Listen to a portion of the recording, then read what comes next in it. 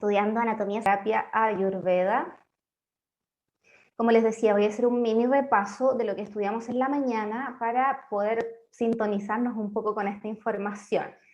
Estudiamos la mente, ¿cierto? La mente, al igual que el cuerpo, se compone de 5 elementos. Ya estos 5 elementos se encuentran de una forma muchísimo más sutil que en el cuerpo físico, ya porque en el cuerpo físico lo encontramos en forma de órganos y tejidos, por ejemplo. En cambio, en la mente lo vamos a encontrar, estos 5 elementos los vamos a encontrar en torno a comportamientos, hábitos, emociones, sentimientos, ¿ya? Que vamos a ir desarrollando. Por lo tanto, estos 5 elementos, cuando estén en exceso, nos van a causar un desequilibrio. Ya cuando estos elementos están en equilibrio, nos van a permitir desarrollar las funciones normales que tiene nuestra mente, que es ser el vehículo básico para funcionar en el mundo externo. Ya la mente es la que procesa la información que nosotros recibimos a partir de los 5 sentidos, ¿verdad? Eso lo aprendimos en la mañana. La mente naturalmente va a tener estos 5 elementos, ¿ya?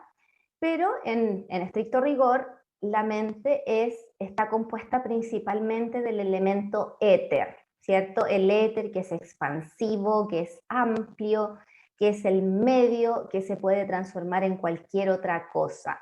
Este éter nos proporciona el medio, la forma para que se puedan desarrollar los otros 4 elementos. Por lo tanto, principalmente es etérea. Aprendimos que mientras más éter, más amplia, más flexible va a ser nuestra mente. Mientras menos éter, más cerrada, más encapsulada, más testaruda podría ser, va a ser nuestra mente. Después estudiamos el elemento aire, que lo encontramos en el movimiento de los pensamientos, de las emociones, estos vaivenes mentales que ocurren, ¿cierto? De extremos a otros, van a estar condicionados, ¿cierto? Principalmente por el aire. Y aprendimos también que mucho aire en la mente nos va a generar síntomas como ansiedad, como miedo, como nerviosismo, como preocupación, ¿cierto? Ese aire es móvil, va a estar ahí cambiando, moviéndose rápidamente, por lo tanto van a haber muchos pensamientos, mucha preocupación. Y también aprendimos que una forma de bajar este exceso de aire en la mente sería agregar cualidades del elemento tierra y un poco de oleosidad, como nos decía Javiera, ¿cierto? En forma de masajes con aceites vegetales, los cuales los podemos combinar con aceites esenciales, en este caso para bajar el aire, aromas que sean cálidos, aromas que sean más pesaditos, florales, dulces. Después aprendimos que el fuego en la mente se manifiesta a través de la transformación de toda la información que recibimos desde fuera en información comprensible para la conciencia.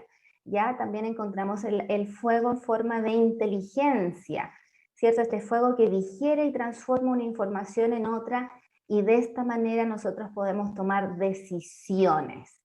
Así que el fuego también está representado por la luz, por lo tanto, mientras mayor sea el fuego, o sea, un fuego equilibrado, vamos a tener mayor claridad mental, mayor poder de discernimiento, un mayor raciocinio, ¿cierto? Por otro lado, cuando hay un exceso de fuego, eso nos va a generar un desequilibrio y la mente se va a poner muy aguda, muy crítica, muy exigente, autoexigente. Vamos a tener una mente que puede ser prejuiciosa, impaciente, con poca tolerancia a la frustración, ¿cierto? Que son síntomas que ya vamos identificando que son bien de naturaleza pita. Y por lo tanto aquí, similar a cuando hay mucho aire en la mente, para bajar el fuego también tenemos que recurrir a los elementos contrarios, en este caso la tierra, ¿ya? Y también especialmente lo refrescante, la cualidad refrescante, a través de hierbas, ¿cierto? Aromas que sean refrescantes, la menta, la lavanda, a través de infusiones herbales, laurel, tomillo no, romero, poleo, hierbabuena, lavanda, melisa, ¿ya? Y también una recomendación muy importante, cuando hay mucha intensidad en la mente, mucho fuego, lo que recomendamos en Ayurveda también son los masajes en la cabeza. En este caso, si hay mucho fuego, lo ideal sería usar un aceite de coco, que tiene una cualidad fría, y combinado con el aceite esencial de menta, que es uno de los ingredientes que usamos para el masaje craneal, champi, que lo vamos a aprender al final de este curso, ¿cierto? En las terapias complementarias. Ya, pero por lo pronto aplicarnos un aceite de coco con un poquito de aceite de menta en la cabeza, eso nos va a bajar la intensidad. Sobre todo también si hay dolor, si hay inflamación, eso obviamente se manifiesta también en el cuerpo. Después aprendimos que el agua está presente en la mente a través de las emociones que son amorosas, ¿cierto? Todo lo que es cohesión, unión, ¿cierto? Empatía. Las personas que son serviciales, por ejemplo, tienen mucha agua en la mente. Son personas que son suaves, son cálidas, son amorosas, ¿ya? Entonces la mente básicamente nos permite poder comunicarnos y perdón, el agua en la mente nos permite comunicarnos y relacionarnos con más personas, brindar esa cohesión, unión, ¿cierto? Aprendimos también que el exceso de agua puede causar que la persona se vuelva muy sensible, muy vulnerable, eh, muy dependiente de otras personas, ¿cierto? En algunos casos puede haber hasta cierta manipulación por querer tener a las personas cerca, esa agua que quiere cohesión, ¿cierto? Se exacerba, entonces quiere mantener como todo cerquita, todo aquí conmigo. Ya, por lo tanto, en esos casos también aprendimos que vamos a necesitar un poquito del componente del aire, ¿cierto? Para la flexibilidad, para la adaptabilidad, para el cambio, para el movimiento, ¿cierto? Y otro poquito también de fuego que nos va a dar el estímulo y nos va a dar también la claridad mental para poder tomar mejores decisiones, ¿ya? Y no sentirnos tan sensibles a la hora de que, no sé, alguien quiera actuar por sí mismo, ¿cierto? Alguien de nuestro círculo, de nuestra familia, etcétera. Y finalmente aprendimos que la tierra en la mente está representada a través de la memoria y sobre todo lo vemos en la lealtad, ¿cierto? En la estabilidad, en la resistencia. Una persona que tiene tierra en la mente tiene una buena resistencia mental al estrés, por ejemplo. Es una persona que no se desmorona, que no se ve afectada a nivel físico, porque el estrés nos afecta a nivel mental, pero hay personas que tienen una mayor sensibilidad y eso les afecta directamente a nivel físico. En este caso, la tierra nos va a proporcionar esta estabilidad, esta resistencia ante el estrés, ante los cambios, ante el movimiento, ante todo lo que ocurra en la mente, ¿cierto? Similar a como es en el cuerpo, la tierra nos proporciona esta fuerza, esta estabilidad, esta protección, ¿ya? Por lo tanto, una buena cantidad de tierra va a hacer que nuestra mente sea estable. Por otro lado, el exceso de tierra obviamente va a generar un desequilibrio y ese desequilibrio se puede ver en personas que tienen una mente cerrada, que son testarudas, que son porfiadas, que tienen mucho apego a las cosas materiales, a las personas, les gusta lo material, ¿cierto? Les gusta esta vida terrenal y tienen este apego de no querer morirse, de no querer dejar a sus seres queridos, de no querer dejar sus cosas materiales. Y para poder equilibrar o reducir este exceso de tierra en la mente es que recurrimos también a los elementos contrarios. En este caso también lo vimos, ¿cierto? Un poquito de fuego, estímulo, ¿cierto? Para que la persona se mueva, para que este fuego se encienda y genere transformación. Y también vamos a necesitar la energía del aire y del éter, ¿cierto? Que lo vimos en la mañana, este aire que nos proporcione más adaptabilidad, mayor tolerancia, mayor flexibilidad, y el éter, que me gustó mucho la terapia que nos recomendó Javiera, que a través de la sonoterapia, ¿cierto? Aplicar una terapia que a lo mejor la persona va a ser más fácil de llevar, porque no va a ser una terapia tan invasiva o tan cambiante de sus hábitos, sino que es más bien una terapia que apunta directamente a nuestro cuerpo sutil, ya generando nuevas vibraciones que van a ir limpiando estos canales sutiles en nuestro cuerpo para generar nuevas cosas. Entonces, eso es súper importante que lo sepan chicas, los elementos y la mente, ¿cierto? ¿Qué pasa cuando hay un desequilibrio? Esta es la base para poder entender los problemas emocionales y mentales, ¿ya? ¿Por qué es tan importante, chicas? Porque desde nuestra perspectiva, y lo vamos a ver cuando estudiemos psicología, nosotros no vemos a personas enfermas. Todo trastorno emocional psicológico no lo vemos como una enfermedad, sino que vemos que en realidad la persona desconoce la naturaleza de su mente. ¿Ya? Por eso es que es importante tener este conocimiento para nosotras poder ir identificando qué está ocurriendo, cuál elemento está exacerbado, cuál es la naturaleza de la mente de la persona y sobre todo poder educar a las personas, porque este conocimiento, como les decía, no es algo que esté expandido, no es algo que todos conozcamos. Sería maravilloso que a todos nos enseñaran inteligencia emocional desde niños, pero eso no ocurre. ¿Cierto? Entonces después vimos la siguiente parte relacionada con la mente, que fue las 3 capas de la mente. Ya tenemos una mente interna relacionada con el subconsciente y los procesos internos que tiene la mente, ¿cierto? Con respecto a las emociones, a los recuerdos, a los instintos, todo relacionado con la parte más profunda y más primitiva de nuestro ser. Después tenemos en segundo lugar la mente interna relacionada con el aire y el movimiento y el cambio, ¿cierto?, que ocurre dentro de nuestro ser. La mente intermedia, que está relacionada con el fuego y que se encarga de discernir y transformar la información que recibimos desde afuera y que va a ser almacenada en la mente interna. Por lo tanto, esta mente intermedia se encarga de mediar entre la mente interna y la mente externa. Y finalmente la mente externa es la que tiene acción con el mundo externo, la que se relaciona con el mundo externo y almacena y recoge información, ¿cierto? Y que esa información la procesa la mente interna, la digiere, la transforma y luego se almacena o no en el subconsciente, que vendría a ser esta mente interna.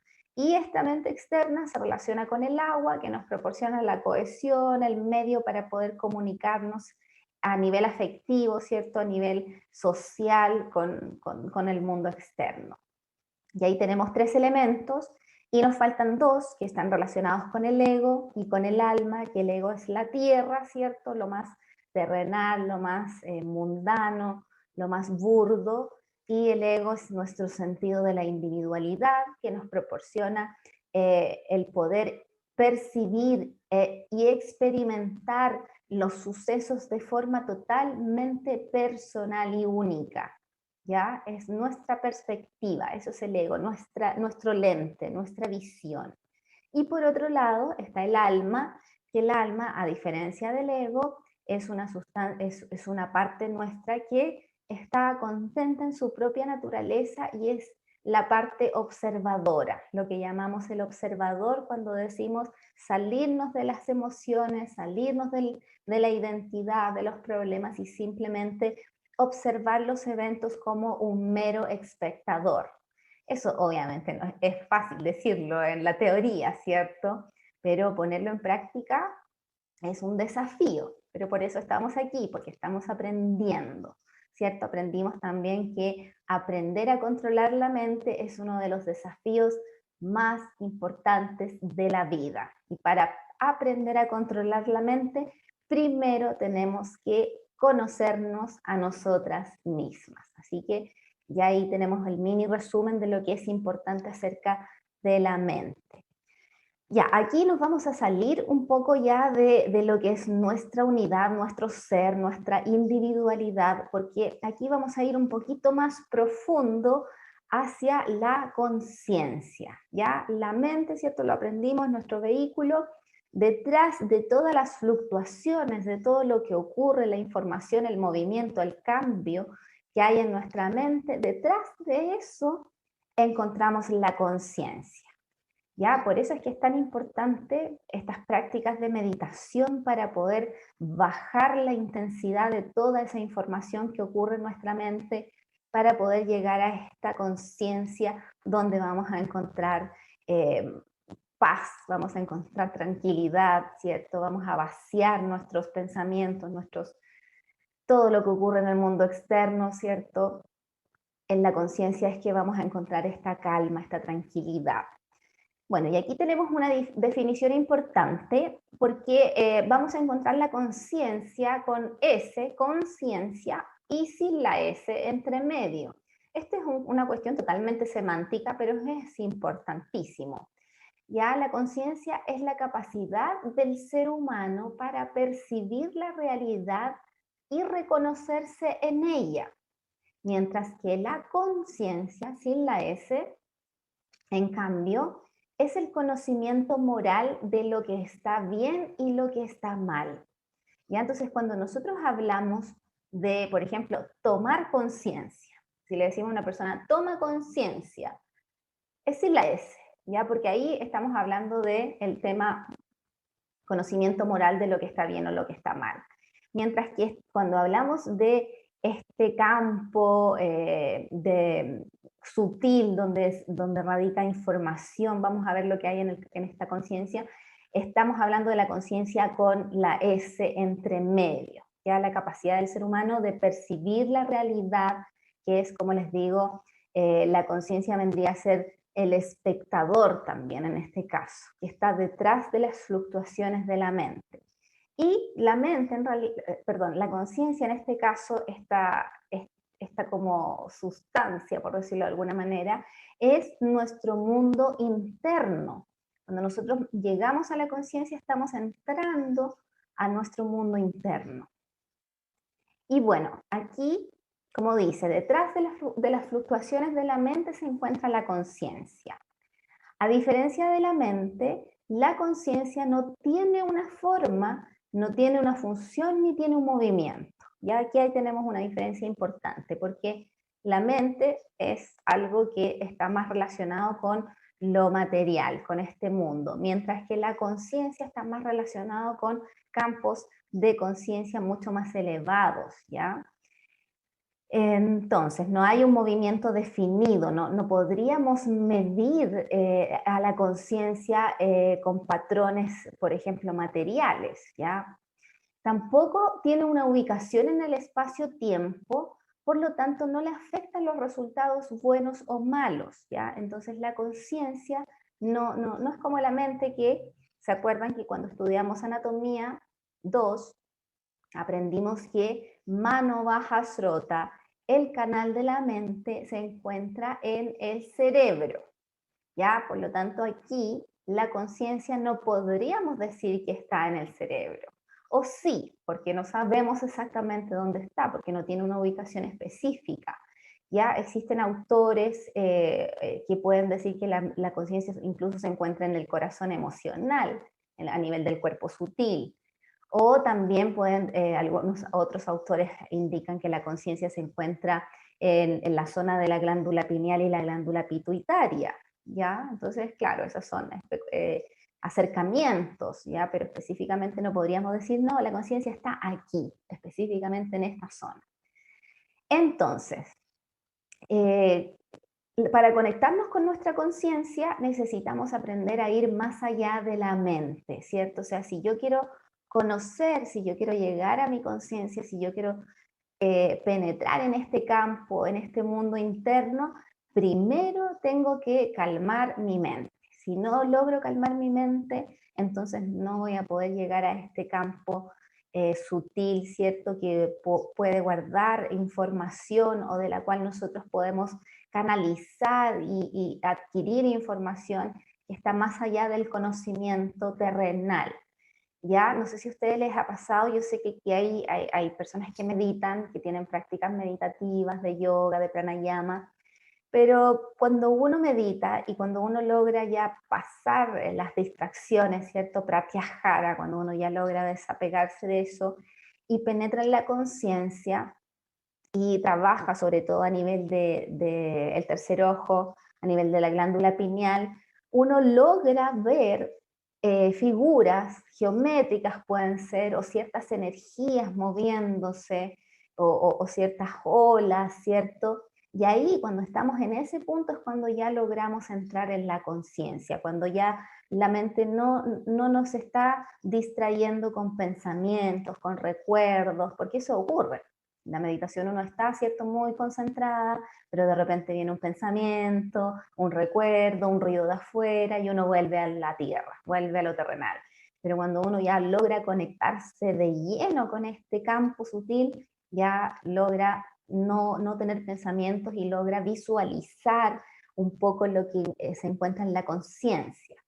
Ya porque hay un filósofo francés, René Descartes, que él decía que en la conciencia se encuentran figuras geométricas en 5D que contienen la información de todo lo que, de cómo se ha formado la creación, ya desde lo que aprendimos de la filosofía Samkhya, ¿cierto? Cómo se creó Purusha, Prakriti, todo este proceso. Entonces, este señor, este filósofo, afirmaba que en la zona de la glándula pineal es donde se almacenaba esta conciencia y toda esta información de cómo fue creado el universo. Bueno, la mente, como bien dice acá, es un punto de vista de la conciencia, ¿ya? Es decir, la mente viene a ser como el lente, ¿cierto? Yo soy la conciencia, este es mi lente que me permite a mí ver con claridad, ¿cierto? Y es única en cada individuo, ¿ya? Por lo tanto, yo le puedo pasar mi lente a otra persona, pero a lo mejor no lo va a ver igual porque no es el lente que necesita, ¿cierto? Para poder ver lo que necesita ver.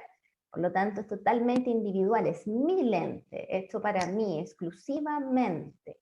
Por eso es que tiene su propia perspectiva y sus propias tendencias, porque desde mi lente a lo mejor yo voy a ver con mucha claridad, pero yo le puedo pasar este lente a otra persona y no va a ver con claridad, ¿ya? Y a lo mejor va a necesitar otro cristal, más grueso, más delgado, con tanta graduación, etcétera.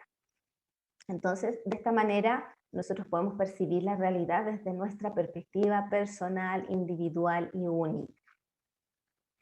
Y nuestra conciencia individual está conectada a la conciencia colectiva, ¿ya? Entonces, aquí es donde ustedes tienen que imaginarse esta conciencia como una sustancia que está en este campo sutil, en este campo etéreo, ¿ya? Y que es individual, ¿cierto? Pero a la vez esa conciencia individual está conectada a un campo de energía que es la conciencia colectiva y que tiene que ver con el lugar donde nosotras nacemos y donde nos desarrollamos. Por lo tanto, nuestra conciencia va a estar unida a, por ejemplo, los habitantes de mi comunidad, o de mi ciudad, o de mi región, o de mi país. ¿Ya? Por lo tanto, va a haber una similitud también con respecto a los desafíos que uno tiene que enfrentar en la vida a nivel colectivo, ya no a nivel individual, a nivel de sociedad, a nivel de comunidad, de país, como les decía.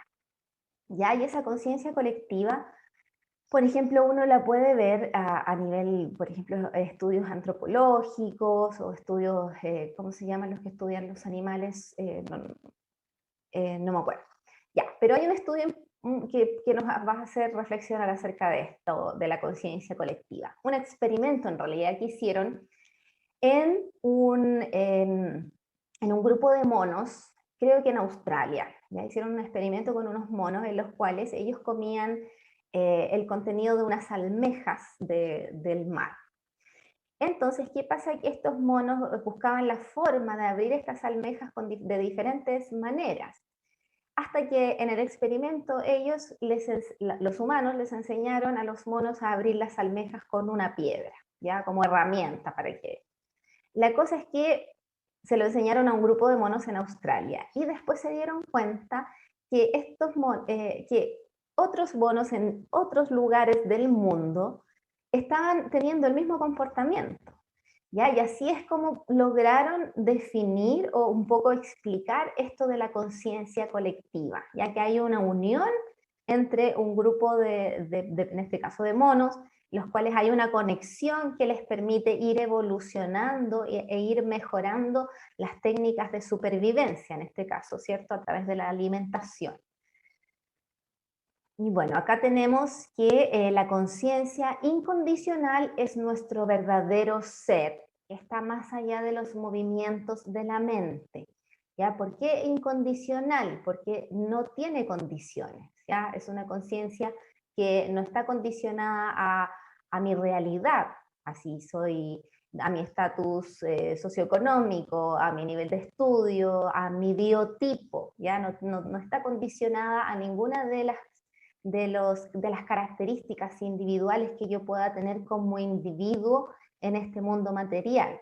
¿Ya? Por lo tanto, es incondicional, simplemente existe, es nuestro verdadero ser, es nuestra verdadera parte divina que tiene este punto de vista a través de la mente, porque la mente es la que procesa la información y decide si esto le gusta o no, si esto es bueno o malo, positivo o negativo. La mente es la que genera esta dualidad.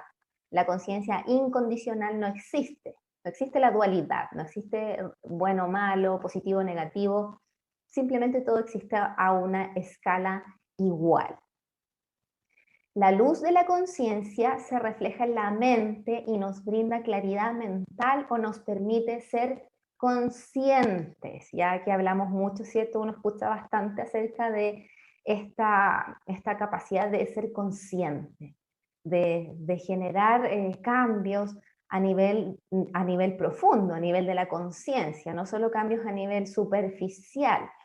¿Ya? Entonces, claro, tienen que imaginar que la conciencia es como una sustancia, ¿cierto? Luminosa, etérea, sutil, ¿cierto? Que tiene su propia luz, brilla con su propia energía, y eso ilumina nuestra mente para que nosotros podamos tomar buenas decisiones. Y eso es lo que nosotros hablamos cuando decimos soy consciente. Soy consciente de que este comportamiento me genera mala salud, por ejemplo, ¿ya? Porque esa luz de la conciencia está iluminando mi mente para que yo pueda ver cuál es la realidad, ¿cierto? Entonces yo digo, soy consciente de que este alimento me hace mal y me da gastritis, por ejemplo, ¿cierto? Esa lucecita, ese ruidito, como lo quieran llamar, es lo que hace que mi mente diga, ah, sí, en realidad esto es lo que me causa malestar, ¿cierto? Entonces, cuando la conciencia está iluminada, uno puede trascender todas las limitaciones externas. Suena hermoso, ¿cierto?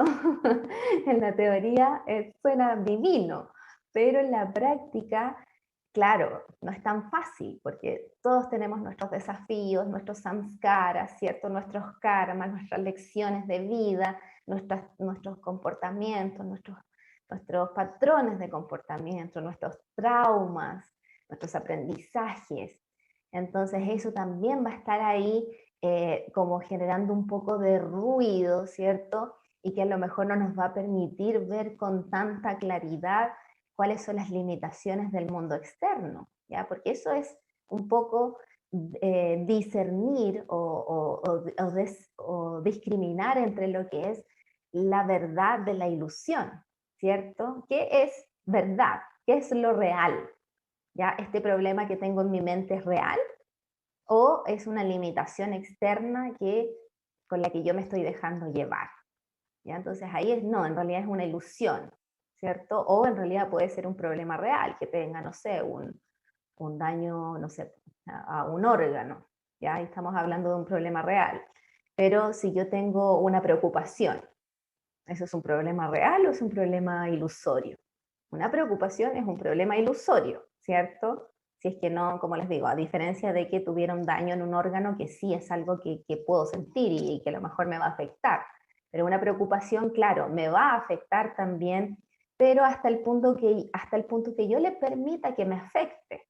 Porque si no puedo hacer nada, y como les digo, eso es fácil decirlo, en la teoría cuesta aplicarlo, pero ya teniendo este conocimiento, ya uno va avanzando y puede tener una mayor luz, ¿cierto? Una mejor capacidad de iluminar la conciencia, sobre todo a través de todas las prácticas espirituales, ¿cierto? Que vamos aprendiendo, que ya ustedes han aprendido y que vamos a seguir aprendiendo durante el diplomado.